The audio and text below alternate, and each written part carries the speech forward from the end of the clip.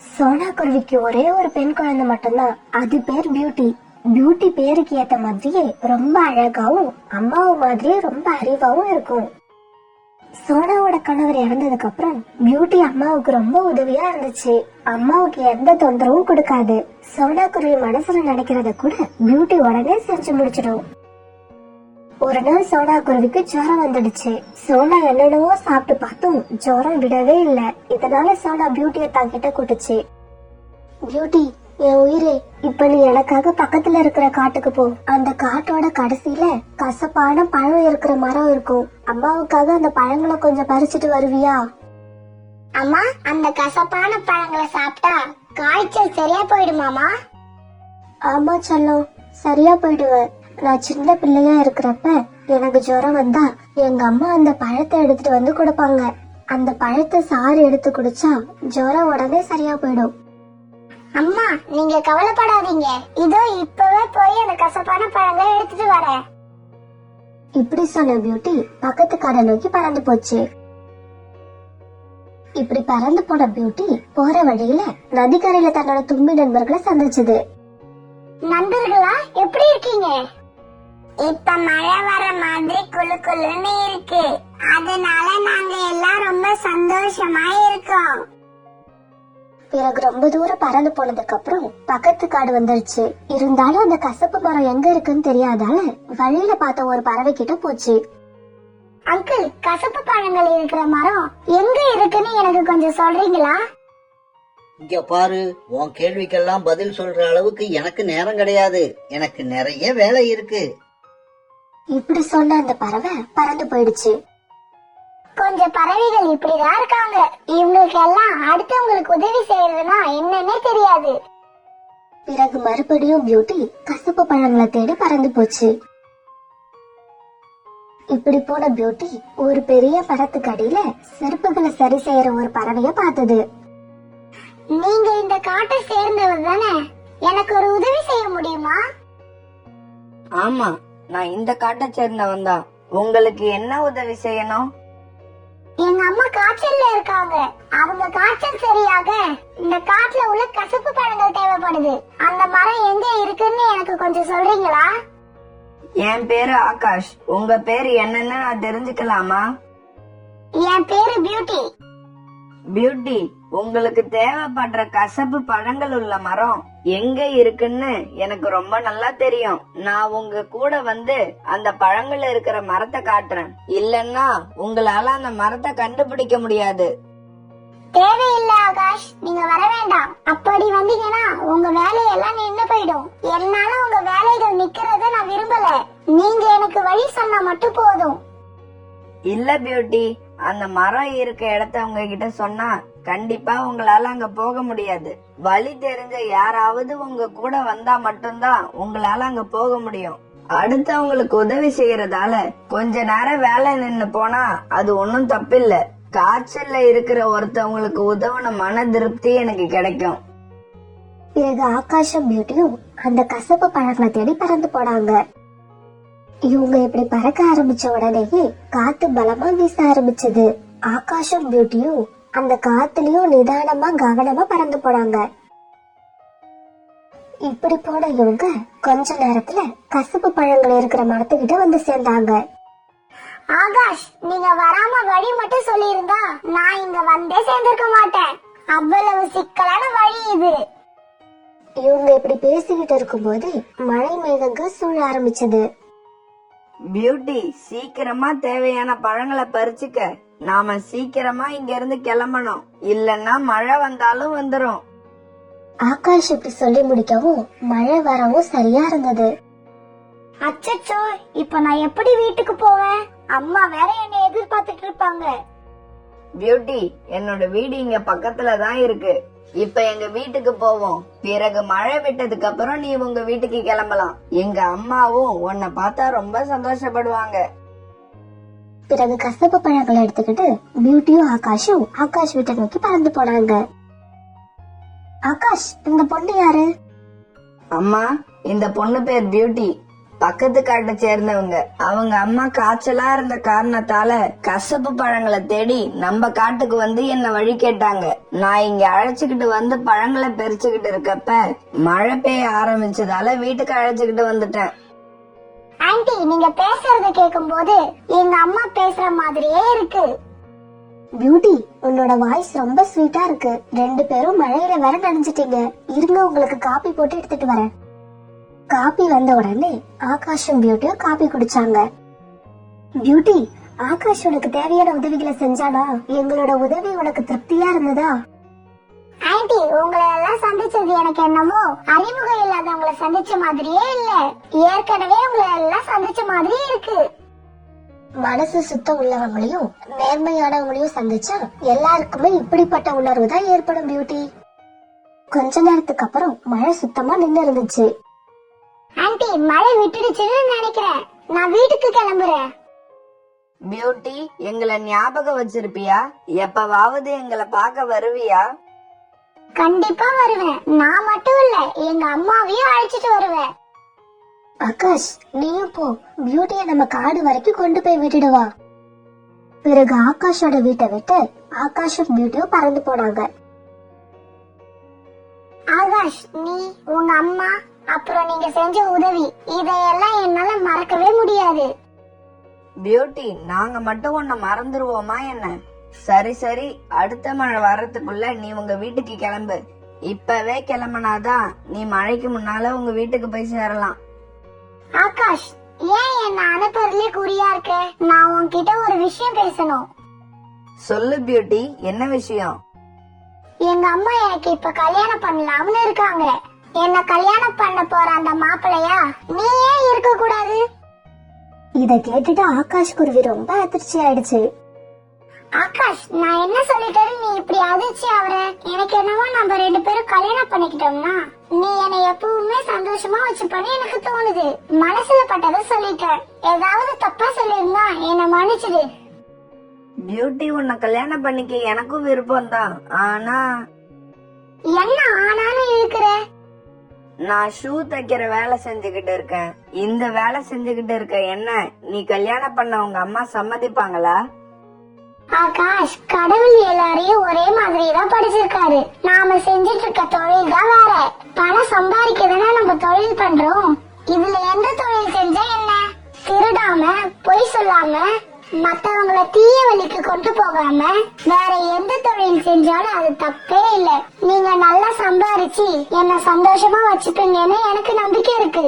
அதே நம்பிக்கை உங்களுக்கும் இருந்தா உங்க அம்மாவை அழைச்சுக்கிட்டு எங்க வீட்டுக்கு வாங்க. இப்படி சொல்லிட்டு பியூட்டி அங்கிருந்து பறந்து போயிடுச்சு. பியூட்டி ஒரு சின்ன புள்ளியா மாறி மறையிற வரைக்கும் ஆகாஷ் அவளை பாத்துக்கிட்டே நின்னுச்சு. பியூட்டி, வந்துட்டியா செல்லம்? மழை பெய்ய ஆரம்பிச்ச உடனே அம்மா ரொம்ப பயந்து போயிட்டேன். அம்மா, மழை பெய்யறப்பெல்லாம் நான் ஆகாஷ் வீட்ல பத்திரமா காஃபி குடிச்சுக்கிட்டு இருந்தேன். ஆகாஷ் வீட்லயா? ஆகாஷ்னா யாரு? அம்மா, ஆகாஷ் ரொம்ப நல்ல பையன். அடுத்தவங்க உதவி கேட்டா முகம் சுளிக்காம செய்வான். உனக்கான கசப்பு பழங்களை நான் தேடி கொண்டு வர எனக்கு ரொம்ப உதவியா இருந்தான். அப்புறம் அவங்க அம்மா கூட எனக்கு காஃபி போட்டு கொடுத்து நல்லா பாத்துக்கிட்டாங்க. இப்படி ஆகாஷ பத்தியும் ஆகாஷ் வீட்டை பத்தியும் பியூட்டி அவங்க அம்மா கிட்ட நிறைய சொல்லிக்கிட்டே இருந்துச்சு. ரொம்ப நல்லதா போச்சு. எப்படியோ என் பொண்ணு வீட்டுக்கு பத்திரமா வந்து சேர்ந்துட்டா. எனக்கு அது போதும். பிறகு சோடா குருவி அந்த கசப்பு பழங்களை சாப்பிட்டுச்சு. அன்னைக்கு சாயங்காலம் ஆச்சு. சோடா குருவிக்கு இப்ப காய்ச்சல் சரியா போய் எழுந்து உட்காந்துடுச்சு. பியூட்டியும் அம்மா பக்கத்துலதான் இருந்துச்சு. ஆனா அதோட நடப்பு போற ஆகாஷ் கிட்டே இருந்துச்சு. பியூட்டி, அம்மா உன்னை சின்ன குழந்தையாவே நினைச்சுக்கிட்டு இருந்துட்டேன். ஆனா இப்பதான் தெரியுது நீ பெரிய பொண்ணாயிட்டேன்னு. தனியா போய் அம்மாவுக்கு கசப்பழங்களை பறிச்சுட்டு வந்து அம்மாவை எழுந்து உட்கார வச்சுட்டேன். அம்மா, இத நான் மட்டும் செய்யல, ஆகாஷ்க்கும் இதுல பங்கு இருக்கு. அப்புறம் அவங்க அம்மாவுக்கும். அவங்க 2 பேரையும் சந்திச்சது எனக்கு ரொம்ப சந்தோஷமா இருக்குமா. நீ சந்தோஷமா இருக்கிறது உன்னை பார்த்தாலே தெரியுது. ஏதோ ஒரு பெரிய நல்ல விஷயம் நடந்த மாதிரி நீ ரொம்ப சந்தோஷமா இருக்க. அம்மா, நீங்க சொன்னது உண்மைதான். ஆகாஷ் வீட்ல போய் உட்கார்ந்தப்ப அது வேற யார் வீடோ மாதிரி தெரியல. நம்ம க்ளோஸ் ரிலேஷன் வீட்டுக்கு போன மாதிரி இருந்துச்சு. அம்மா, நான் உங்களை ஒரு நாள் ஆகாஷ் வீட்டுக்கு அழைச்சிட்டு போறேன். உங்களை பார்த்தா ஆகாஷ் அம்மா ரொம்ப சந்தோஷப்படுவாங்க. ஆகாஷோட வீட்லயும் ஆகாஷும் அவங்க அம்மா மீனாவும் பியூட்டிய பத்தியே பேசிக்கிட்டு இருந்தாங்க. பியூட்டி தன்னை கல்யாணம் பண்ணிக்கிறியான்னு கேட்ட விஷயத்தையும் ஆகாஷ் தான் அம்மா கிட்ட அப்பதான் சொல்லிக்கிட்டு இருந்தான். ஆகாஷ், எனக்கு ரொம்ப பயமா இருக்கு. உன்னை நினைச்சா எனக்கு ரொம்ப பயமா இருக்கு. தயவு செஞ்சு நீ மனசுல அந்த ஆசையை வளர்த்துக்காத. இந்த சமுதாயம் ரொம்ப பொல்லாதது. பியூட்டியோட அம்மா ஷூ தைக்கிற வேலை செய்யற பையனுக்கு தன்னோட பொண்ணை கொடுக்க இஷ்டம் இல்லாம கூட போகலாம். அம்மா, ஆனா பியூட்டி என்ன கல்யாணம் பண்ணிக்க ரொம்ப ஆசைப்படுது. பியூட்டியோட ஆசையெல்லாம் அர்த்தமே இல்லாதது. அவ ரொம்ப சின்ன பொண்ணு. இந்த சமுதாயத்தோட கோரமான முகத்தை பத்தி அவளுக்கு எதுவும் தெரியாது. எனக்கு என்னவோ பியூட்டியோட அம்மா ஒத்துக்க மாட்டாங்கன்னு தான் தோணுது. உன் மனசுல அப்படி ஏதாவது ஆசை இருந்தா அதை தூக்கி எறிஞ்சிரு. வீண் கற்பனைய வளர்த்துக்கிட்டா பின்னாடி அதை மறக்க ரொம்ப கஷ்டப்பட வேண்டியிருக்கும். அம்மா, நீங்க சொல்றது எல்லாத்தையும் நான் ஏத்துக்கிறேன். நானும் கற்பனைய வளர்த்துக்க மாட்டேன். ஆனா நான் சொல்றது ஒண்ணு நீங்களும் கேட்கணும். என்ன கேட்கணும் சொல்லு. நம்ம 2 பேரும் ஒரு நாள் பியூட்டி வீட்டுக்கு போய் அவங்க அம்மாவை பார்க்கணும். ஒரு கால் அவங்க அம்மா மனசு கூட பியூட்டி மாதிரியே இருக்கலாம் இல்லையா? பிறகு இப்படி பேசிக்கிட்டே மீனாவும் மீனா பையன் ஆகாஷும் தூங்கிட்டாங்க. இப்படியே சில நாட்கள் நகர்ந்துச்சு. ஒரு நாள் பியூட்டி தான் அம்மா சோனாவோட தான் வீட்டு வாசல்ல உட்கார்ந்து இருந்துச்சு. பியூட்டி மனசுல அப்பப்ப அவனோட உருவம் வந்துகிட்டே இருந்துச்சு. அவனை இனி பாப்போமா இல்ல எப்பவுமே பார்க்க மாட்டோமா இப்படி நினைக்கிறப்ப பியூட்டியோட மனசுக்கு ரொம்ப கஷ்டமா இருக்கும். பியூட்டி இப்படி நினைச்சுக்கிட்டு இருக்கும்போது ஆகாஷும் ஆகாஷ் அம்மா மீனாவும் பியூட்டி வீட்டுக்கு வந்தாங்க. ஆகாஷ், வந்துட்டியா? என் கண்ணை என்னாலே நம்ப முடியல. நீ வருவியோ வரமாட்டியோன்னு நினைச்சு நான் ரொம்ப கவலைப்பட்டேன் தெரியுமா? பியூட்டி உங்களை பத்தி எல்லாம் சொல்லியிருக்கா. உங்க வீட்டுக்கு வந்துட்டு வந்ததுல இருந்து உங்களை பத்தி தான் அதிகம் பேசிக்கிட்டு இருந்தா. பிறகு எல்லாரும் வீட்டுக்குள்ள போனாங்க. சோனா, பியூட்டி ரொம்ப நல்ல பொண்ணு. நீங்க பியூட்டிய ரொம்ப நல்லா வளர்த்திருக்கீங்க. பியூட்டி, நீ சொல்றது உண்மைதான். உங்க அம்மா குரலும் எங்க அம்மா குரலும் ஒரே மாதிரி தான் இருக்கு. சோனா, எனக்கு சுத்தி வளைச்சு பேச தெரியல. ஆகாஷும் பியூட்டியும் ஒருத்தருக்கு ஒருத்தர் விரும்புறாங்க. இவங்க 2 பேருக்கும் ஜோடி பொருத்தமும் நல்லா இருக்கும் தான் நினைக்கிறேன். இதுல எனக்கு சம்மதம். இனிமே நீங்க உங்க விருப்பத்தை தான் சொல்லணும். இதை கேட்ட சொன்னா கொஞ்ச நேரம் யோசிச்சுட்டு இப்படி கேட்டது. ஆகாஷ், நீ என்ன பண்ணிக்கிட்டு இருக்க? இந்த கேள்விக்கு கொஞ்ச நேரம் யாரும் எந்த பதிலும் சொல்லல. கொஞ்ச நேரம் கழிச்சு ஆகாஷ் இப்படி சொன்னான். ஆன்ட்டி, நான் ஷூ தைக்கிற வேலை பாக்குறேன்.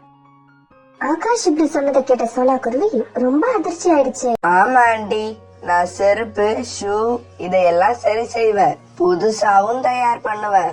எங்க அப்பா இறந்தப்ப எனக்கு சின்ன வயசு. எங்க அப்பா இருந்த வரைக்கும் எங்க அம்மாவை வீட்டுக்குள்ளேயே வச்சிருந்தாரு. எங்க அம்மாவுக்கு எதுவுமே தெரியாது. அவங்க நல்லவங்க, அவ்வளவுதான். அதனால சின்ன வயசுலயே எங்க அப்பா செஞ்ச வேலைய நானும் பார்க்க ஆரம்பிச்சேன். எங்களுக்கு இருந்த எல்லா கடனையும் அடைச்சேன். சொந்தமா ஒரு வீடும் கட்டிட்டேன். நான் இன்னும் நல்லா சம்பாதிப்பேன். இதுக்கு மேலேயும் முன்னேறுவேன். ஆகாஷ் தன்னை பத்தி சொன்னது எல்லாமே உண்மைதான். இருந்தாலும் ஆகாஷோட இந்த பேச்சு பியூட்டியை வேணா சந்தோஷப்படுத்தலாம், அவங்க அம்மாவை சந்தோஷப்படுத்துமா? ஆகாஷ் எப்ப தான் பாக்குற வேலை என்னன்னு சொன்னானோ அப்பையில இருந்து அங்க சோனா மனசுல ஒரு பெரிய குழப்பம் உண்டாயிருந்தது. மீனா, என்னால நம்ம பசங்களோட ஆசைய புரிஞ்சுக்க முடியுது. அதே சமயம் உங்களுக்கே நல்லா தெரியும், நான் உங்க கூட சம்பந்தம் வச்சுக்கிறத என் சொந்தக்காரங்களோ என் நண்பர்களோ அப்புறம் இந்த காட்டை சேர்ந்த யாருமே விரும்ப மாட்டாங்க. அம்மா, ஆகாஷும் ஆகாஷோட அம்மாவும் இங்க இருக்கிறப்பவே நீங்க இப்படி பேசுவீங்கன்னு நான் கொஞ்சம் கூட எதிர்பார்க்கல. பியூட்டி, உங்க அம்மா சொல்றது அத்தனையும் உண்மைதான். எனக்கும் இத பத்தி நல்லாவே தெரியும். நீங்க ஆசைப்படுறதுக்கு எந்த தடையுமே இருக்காது. நல்லதுன்னு தெரிஞ்சா உடனே ஆசைப்பட்டுருவீங்க. ஆனா உங்க ஆசையை நிறைவேற்றணும் உங்க அம்மா நினைக்கும் போது 1000 பிரச்சனைகள் வரும். ஆன்ட்டி, நான் செய்யற வேலைய முழு மனசோட சந்தோஷமா செய்யறேன். நல்லா சம்பாதிக்கிறேன். யாருக்கும் கெடுதல் நினைக்க மாட்டேன். என்னால முடிஞ்ச அளவுக்கு மத்தவங்களுக்கு உதவி செய்யறேன். எனக்கு நல்லது எது கெட்டது எதுன்னு நல்லாவே தெரியும். பியூட்டிய ரொம்ப சந்தோஷமா வச்சுப்பங்கிற நம்பிக்கை எனக்கு இருக்கு. ஆகாஷ், நீ சொல்றது எல்லாமே எனக்கு புரியுது. ஆனா எனக்கு ஒரு நாள் டைம் கொடுங்க. நான் என்னோட முடிவு என்னன்னு உங்ககிட்ட சொல்லிடுறேன். அம்மா, நான் ஆகாஷ் கூட சந்தோஷமா இருப்பேன்னு என்னோட உள் மனசு சொல்லிக்கிட்டே இருக்குமா. எங்க 2 பேரும் மனசும் ஒரே மாதிரி இருக்கு. பியூட்டி, நான் தான் சொன்னேன்ல எனக்கு யோசிக்க கொஞ்சம் டைம் வேணும்னு. அதுக்கப்புறம் தான் என்னோட முடிவு சொல்ல முடியும். சோனா குருவி இப்படி முடிவை சொன்ன உடனே ஆகாஷும் அவங்க அம்மாவும் அங்கிருந்து பறந்து போனாங்க. பியூட்டி தன்னோட வீட்டுல சோகமான முகத்தோட உட்கார்ந்து இருந்துச்சு. பியூட்டி, நான் நமக்கு தெரிஞ்சவங்க அக்கம் பக்கத்துல உள்ளவங்க எல்லார்கிட்டயும் இத பத்தி கலந்து பேசிட்டு வரேன். அதுக்கப்புறம் தான் என்னால ஒரு முடிவு எடுக்க முடியும். அம்மா, இது என்னோட வாழ்க்கைமா, முடிவை நீங்க தானம்மா சொல்லணும். தெரிஞ்சவங்க அக்கம் பக்கத்துல உள்ளவங்க இவங்களை எல்லாம் கேட்கணும்னு என்னம்மா அவசியம்? பியூட்டி, நாம இந்த உலகத்துல தனியா வாழல. நம்மள சுத்தி நிறைய பேர் இருக்காங்க. அவங்களுக்காக நம்மளோட முடிவுகளை கொஞ்சம் காம்ப்ரமைஸ் பண்ணிக்கதான் வேண்டி இருக்கும். பிறகு அடுத்த நாள் சோனா குருவி புல்புல போய் பார்த்தது. சோனா, உன்னை எங்க 2 நாளா பார்க்க முடியல? 2 நாளா வீட்டுலதான் இருந்தேன். கொஞ்சம் வேலை இருந்தது, அதனால வெளியில வரல. அப்புறம் உன்கிட்ட ஒரு ஒப்பீனியன் கேட்டுட்டு போலான்னு வந்தேன். கேளு கேளு, என்ன விஷயம்? உன் பொண்ணுக்கு ஏதாவது மாப்பிள்ளை வந்திருக்கா? ஆமா, மாப்பிள்ள பையனும் ஓகேதான். நல்லா சம்பாதிக்கிறான். பியூட்டிய நல்லாதான் பாத்துப்பான். ஆனா சொல்லு சொல்லு, மனசுல உள்ளத சொல்லு. ஆனா அந்த பையன் செருப்பு ஷூ எல்லாம் தைக்கிற வேலை பாக்குறான். செருப்பு தைக்கிற வேலையா? இல்ல இல்ல, இந்த இடம் வேண்டாம். இப்படி செஞ்சா நம்ம காட்டுல யாரும் அப்புறம் உன்னை எந்த விசேஷத்துக்கும் கூப்பிட மாட்டாங்க. புல்புல், அவன் நல்லா சம்பாதிக்கிறான், நல்லவனாவும் இருக்கான். சோனா, அவன் எவ்வளவு வேணும்னாலும் சம்பாதிக்கட்டும். என்னதானே ஒப்பீனியன் கேட்க வந்த? என்னோட ஒப்பீனியன் அவனுக்கு பியூட்டியை கொடுக்க வேண்டாங்கிறது தான். இல்ல, நான் என் பொண்ணு அவனுக்கு தான் கல்யாணம் பண்ணி கொடுப்பேன்னு நீ முடிவு எடுத்தா அப்புறம் காட்டுல உள்ள பறவைங்க நாங்கெல்லாம் சேர்ந்து வேற மாதிரி முடிவு எடுப்போம். இப்படி சொன்ன புல்புல் நேரா கோரி காகத்தை தேடிக்கிட்டு போச்சு. கோரி காகத்தை பார்த்த உடனே நடந்த விஷயத்தையெல்லாம் கோரி காகத்துக்கிட்ட சொல்லுச்சு. பாக்குறேன் அந்த சோனா குருவி எப்படி தன் பொண்ணுக்கு அந்த செருப்பு தைக்கிறவங்க கூட கல்யாணம் பண்ணுதுன்னு. இதனால கெட்ட பேர் சோனா குருவிக்கு மட்டுமா வரப்போகுது, நம்ம காட்டுக்கே கெட்ட பேர் வந்து சேரும். இதை இப்படியே விடக்கூடாது புல்புல், ஆரம்பத்திலேயே கிள்ளி எறியணும். நான் நாளைக்கே போய் சோனா குருவி அது பொண்ணு 2 பேரையும் பார்த்து பேசுறேன். புல்புல் இப்படி சொல்லிட்டு பறந்து போன உடனே சோனா அது சொன்னதை பத்தி யோசிச்சுக்கிட்டு இருக்கும் போதே அங்க புறா வந்துச்சு. என்ன சோனா, உன் முகம் ஏதோ குழப்பத்துல இருக்கிற மாதிரி இருக்கு. ஆமா புறா அண்ணா, கொஞ்சம் குழப்பமான விஷயம்தான். இப்படி சொன்ன சோனா குருவி நடந்தது எல்லாத்தையும் புறா கிட்டயும் சொல்லுச்சு. புறா அண்ணா, புல்புல் இந்த மாதிரி சொல்லணும்னு நான் நினைக்கவே இல்ல. புல்புல் மட்டும் இல்ல சோனா, நானும் அததான் சொல்லுவேன். இதுல நீயும் உன் பொண்ணு மட்டும் சம்பந்தப்படல, இந்த காட்டோட கௌரவமே சம்பந்தப்பட்டிருக்கு. பியூட்டிக்கு இதையெல்லாம் புரியும்படி எடுத்து சொல்லி வேற பையனை பார்த்து கல்யாணம் பண்ணு. பசங்க தப்பான வழிக்கு போனா நாம தான் அவங்கள நல்ல வழிக்கு அழைச்சுக்கிட்டு வரணும். இப்படி சொல்லிட்டு புறாவும் பறந்து போக சோனா மட்டும் சோகமா உட்கார்ந்து இருந்துச்சு. சோனா குருவி இப்ப பறந்து தன்னோட வீட்டுக்கு போச்சு. அம்மாவை ரொம்ப நேரமா எதிர்பார்த்துக்கிட்டு இருந்த பியூட்டி வேகமா அம்மா பக்கத்துல போச்சு. அம்மா, எல்லார்கிட்டயும் ஆகாஷ் பத்தி சொன்னீங்களா? அவங்களாம் என்னம்மா சொன்னாங்க? புல்புல் கிட்ட சொன்ன, புறா கிட்ட சொன்ன. 2 பேருமே இந்த கல்யாணம் நடந்தா இந்த காட்டுக்கே கெட்ட பேர் வரும்னு சொல்றாங்க. அம்மா, இவங்க எல்லாம் ஏமா இப்படி இருக்காங்க? மரத்தை வச்சு வேலை செய்யறவங்கள, இரும்பு வச்சு வேலை செய்யறவங்கள யாருமே கேவலமா பேசுறது இல்ல. செருப்பு ஷூவை வச்சு வேலை செய்யறவங்களை ஏமா கேவலமா பேசுறாங்க? இப்போ உனக்கு சின்ன வயசு, உனக்கு சமுதாயம்னு ஒண்ணு இருக்கிறதே தெரியாது. உனக்கு என் வயசு ஆவறப்பதான் இந்த சமுதாயத்தோட கோரமுகம் தெரிய ஆரம்பிக்கும். மறுநாள் சோனா குருவியும் பியூட்டியும் நதியில தண்ணீர் குடிச்சிட்டு அங்கேயே உட்கார்ந்து பேசிக்கிட்டு இருந்தாங்க. அப்ப நதிக்கு கோரிக்காகவும் தண்ணீர் குடிக்க வந்துச்சு. சோனா, நீ உன்னோட பொண்ணு கல்யாணத்தை செருப்பு தைக்கிற பையன் கூட பண்ண போறேன்னு கேள்விப்பட்டேன். வெக்கமா இல்ல உனக்கு? மத்த காட்டுல உள்ளவங்க எல்லாம் நம்ம காட்டை பத்தி என்ன நினைப்பாங்க? கோரி ஆண்டி, ஒவ்வொருத்தருக்கும் தனித்தனி வாழ்க்கை இருக்கு. அவங்க வாழ்க்கைய அவங்களே இஷ்டம் போல அமைச்சுப்பாங்க. அடுத்தவங்க எல்லாம் அதுல வந்து பேசுறதுக்கு வேலையே இல்ல. பியூட்டி, பெரியவங்க நாங்க பேசிக்கிட்டு இருக்கும் போது நீ குறுக்கு எதுவும் பேசக்கூடாது. நல்லா வளர்த்திருக்க சோனா உன் பொண்ண. நீ இந்த மாதிரி வளர்த்ததாலதான் அவ இப்ப செருப்பு தைக்கிற பையனை கல்யாணம் பண்ணணும்னு சொல்றா. எனக்கு மட்டும் இப்படி ஒரு பொண்ணு இருந்திருந்தான்னு வச்சுக்க, கழுத்தை பிடிச்சு நெரிச்சு அவளை கால்ல போட்டு மிதிச்சிருப்பேன். இப்ப பியூட்டி அம்மா எதுவும் பேசாதுன்னு சொன்னதால எதுவும் பேசாம கோரி பேசுறத கேட்டுக்கிட்டு இருந்துச்சு. சோனா, சொல்றத நல்லா காதுல வாங்கிக்க. இந்த காட்டுல உங்க குடும்பம் மட்டும் இல்ல, நாங்களும் இருக்கோம். எங்களுக்கும் குழந்தைங்க இருக்காங்க. நீ இந்த மாதிரி ஏதாவது ஏடா கூடமா செஞ்சு அதனால நாளைக்கு எங்க குழந்தைகளுக்கு கல்யாணம் நடக்கலன்னா என்ன பண்றது? மரியாதையா வேற பையனை பார்த்து உன் பொண்ணுக்கு கல்யாணம் பண்ணு. இல்ல அந்த பையனுக்கு தான் கல்யாணம் பண்ணுவேன்னு சொன்ன, மூட்டை முடிச்ச தூக்கிட்டு நீயும் உன் பொண்ணு பின்னாலேயே ஓடிடு. இப்படி சொன்ன கோரிக்காக கோபமா நதிக்கரையை விட்டு பறந்து போச்சு. அம்மா, இந்த மாதிரி வாழ்க்கையில என்னம்மா சந்தோஷம் இருக்கு? அவங்க இஷ்டத்துக்கு இங்க வாழவே முடியாது போல இருக்கு. அம்மா, இப்ப நீங்க சொல்லுங்க, உங்களோட பொண்ணு சந்தோஷமா இருக்கணும்னு நினைக்கிறீங்களா, இல்ல ஊர்ல உள்ளவங்க சந்தோஷமா இருக்கணும்னு நினைக்கிறீங்களா? பியூட்டி, வீட்டுக்கு கிளம்பு, சாயங்காலம் ஆயிடுச்சு. மத்ததையெல்லாம் வீட்டுக்கு போய் பேசிப்போம். அம்மா, பியூட்டியோட அம்மா இப்ப வரைக்கும் எதுவுமே சொல்லலையே, என்ன காரணம்? ஆகாஷ், பியூட்டியோட அம்மா இப்ப ரொம்ப இக்கட்டான நிலைமையில இருப்பாங்க. தான் பொண்ணோட சந்தோஷத்தை பாக்குறதா இல்ல மத்த பறவைங்க மத்தியில தன்னோட கௌரவத்தை பாக்குறதான்னு அவங்க மனசு குழப்பத்துல இருக்கும். கணக்கே இல்லாம பணம் சேர்த்து வச்சிருக்கவங்களுக்கு இந்த பிரச்சனை கிடையாது. சுத்தமா பணமே இல்லாதவங்களுக்கும் இந்த பிரச்சனை இல்ல. ஏன்னா அவங்க 2 பேருமே அவங்களுக்காக வாழறவங்க. ஆனா பியூட்டி அம்மா மாதிரி நடுத்தர நிலைமையில உள்ளவங்க எல்லாம் தங்களோட வாழ்க்கைய மத்தவங்களுக்காக தான் வாழ்ந்துகிட்டு இருக்காங்க. அம்மா, பியூட்டி வேற மாப்பிள்ளைய கல்யாணம் பண்ணிக்கும்னு எனக்கு தோணல. பியூட்டி என் மேல ரொம்ப அனுபவிச்சிருக்கு. ராத்திரி மீனாவும் ஆகாஷும் இப்படியே உட்காந்து பேசிக்கிட்டு இருந்தாங்க. பியூட்டி, உன் கல்யாண விஷயத்துல என்ன பண்ணலான்னு அம்மா ஒரு முடிவுக்கு வந்துட்டேன். அம்மா, சொல்லுங்கம்மா, என்ன முடிவு பண்ணிருக்கீங்க? நம்ம இந்த வீட்டை விட்டுட்டு பக்கத்து காட்டுக்கே போயிடுவோம். அங்க போய் உன்னோட கல்யாணத்தை ஆகாஷ் கூடவே நடத்தி வச்சிடறேன். அம்மாவோட இந்த முடிவை கேட்டுட்டு பியூட்டியோட கண்ணுல கண்ணீர் வர ஆரம்பிச்சது. அம்மா, நான் உங்களை ரொம்ப இக்கட்டான நிலைமைக்கு ஆளாக்கிட்டல. ஒரு பக்கம் என்னோட சந்தோஷத்தை பாத்திருப்பீங்க, இன்னொரு பக்கம் இருக்கிற வீடு, இந்த காடு, உங்க கௌரவம், இதையெல்லாம் பாத்திருப்பீங்க. உங்களை இப்படி கஷ்டப்படுத்திட்டேன்னு எனக்கு ரொம்ப அழுகையா வருதுமா. பியூட்டி, நீ சோகமா இருக்க கூடாதுன்னு தான் அம்மா இந்த முடிவையே எடுத்த. நீ ஏன் இன்னும் அழுதுகிட்ட இருக்க? சரி பாப்போம். சோனா குருவியும் பியூட்டியும் வீட்டை வித்துட்டு தங்களோட பொருட்களை எடுத்துக்கிட்டு பக்கத்து காட்டை நோக்கி கிளம்பினாங்க. இப்படி போனவங்க ஆகாஷ் வேலை செஞ்சுக்கிட்டு இருக்க இடத்துக்கே போனாங்க.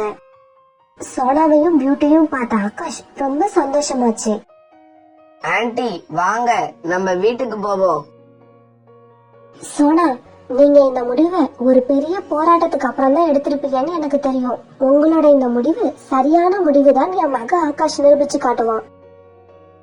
பிறகு ஒரு நல்ல நாள்ல ஆகாஷ்க்கும் பியூட்டிக்கும் கல்யாணம் நடந்தது. பிறகு எங்க போனாலும் 4 பேரும் ஒன்னாவே போனாங்க, ஒன்னாவே இருந்தாங்க. ஆகாஷ், நான் ஏதாவது ஹெல்ப் பண்ணவா?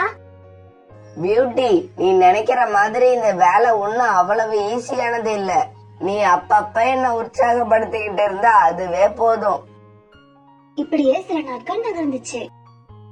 கல்யாணத்துக்கு அப்புறம் ஆகாஷ் இப்பெல்லாம் நிறைய புது ஷூக்களை தயார் பண்ண ஆரம்பிச்சான். அந்த புது ஷூக்களும் சீக்கிரமே வியாபாரம் ஆக ஆகாஷ் இப்பெல்லாம் நிறைய ஷூக்களை தயார் பண்ண ஆரம்பிச்சான். பிறகு மார்க்கெட்ல சின்னதா ஒரு ஷூ கடையை ஆகாஷும் பியூட்டியும் ஆரம்பிச்சாங்க. பிறகு தங்களோட ஷூ தயார் பண்ற ஃபேக்டரியில செமையா உழைச்சாங்க. இப்படியே சில மாசங்கள் நகர்ந்துச்சு. இப்ப ஆகாஷும் பியூட்டியும் ரொம்ப நல்ல நிலைமைக்கு வந்துட்டாங்க. அவங்க இருந்த எல்லா காட்டுலயும் அவங்களோட கடையே இருந்துச்சு. அவங்களோட ஷூ ஷாப் இல்லாத காடே இல்லங்கிற நிலைமை வந்துடுச்சு. ஆகாஷ், நாங்க இருந்த பழைய கூட்டுக்கு ஒரு தடவை போய் வரோம், அங்க கொஞ்சம் வேலை இருக்கு. ஒரு நாள் ஆகாஷ், பியூட்டி, சோனா குருவி, மீனா குருவி இவங்க 4 பேரும் சோனா குருவி முன்னாடி இருந்த காட்டுக்கு தங்களோட கார்ல போனாங்க. இவங்க இப்படி கார்ல போய் இறங்கினதும் இவங்கள பார்க்க ஒரு கூட்டமே வந்தது. அந்த கூட்டத்துல கோரிக்காகோ, புறா, புல்புல் இப்படி எல்லாரும் இருந்தாங்க. சோனா, நீ ஏன் இப்படி ஆயிட்ட? அது யாரு? உன்னோட மருமகன் தானே? ஆமா, என் மருமகன் ஆகாஷ் தான். அவங்க அம்மா பேரையும் என் பேரையும் சேர்த்து ஒரு ட்ரஸ்ட் ஆரம்பிச்சு வீடு இல்லாத பறவைகளுக்கு வீடு கட்டி கொடுக்கறாரு. அதுக்காக தான் இப்ப இந்த காட்டுக்கு வந்தோம். சோனா, சோனா, என் பேரை முதல்ல எழுது சோனா. எப்படியாவது எனக்கு ஒரு வீட்டை கட்டி கொடுத்துடு. சோனா, சோனா, நான் இப்ப ரொம்ப கஷ்டமான சூழ்நிலையில இருக்கேன், என்ன மறந்துடாத. சோனா, நாம ஒரு காலத்துல எப்படி பழகினோம்? பழசெல்லாம் மறந்துடாத. ஜக்கு இப்ப கல்யாணம் ஆகி தனியா இருக்கான். அதனால காலு பேர்ல ஒரு வீடும் ஜக்கு பேர்ல ஒரு வீடும் வர்ற மாதிரி பண்ணிடு. ஆன்ட்டி, இவங்கெல்லாம் என்ன கல்யாணம் பண்ண கூடாதுன்னு சொன்னவங்க தானே, இப்ப என்ன இப்படி மாறிட்டாங்க? மாப்பிள்ள, இந்த சமுதாயமே இப்படிதான். நம்ம கையில எலும்பு துண்டு நிறைய இருந்தா வாழை ஆட்டிக்கிட்டு நம்ம பின்னாடியே வரும்.